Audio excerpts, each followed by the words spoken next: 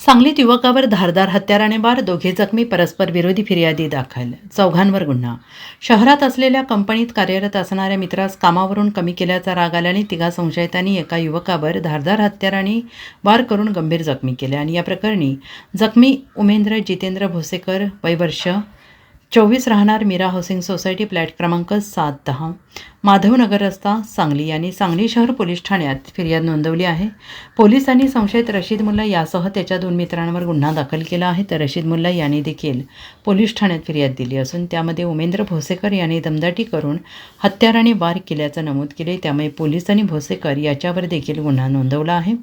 शुक्रवारी रात्री 8:30 वाजण्याच्या सुमारास शहरातील बापट बाल प्रशाले नजीक असणाऱ्या राजन खोत चौक येथे हल्ल्याची घटना घडली.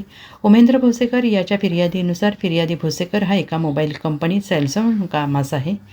संशयित रशीद मुल्ला याचा मित्र अजिंक्य पाटील हा एका कंपनीत कार्यरत होता. त्याच कामावरून कमी करण्यात आले. त्याला फिर्यादी भोसेकर जबाबदार असल्याचा संशयित मुल्ला याला होता. त्यामुळे मुल्ला याने भोसेकर यास फोन करून रविवारी रात्री 8 वाजण्याच्या सुमारास राजन खोत चौकात बोलवले.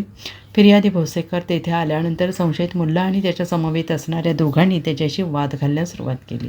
यावेळी मुल्ला याने अचानक कमरेला अडकवलेल्या धारदार हत्याराने भोसेकर याच्या डोळ्याच्या वर, कपाळावर, डोक्याच्या मागील बाजूस वार केले आणि वार अडवताना भोसेकर याच्या 2 बोटांना तसेच दंडाला गंभीर दुखापत झाली.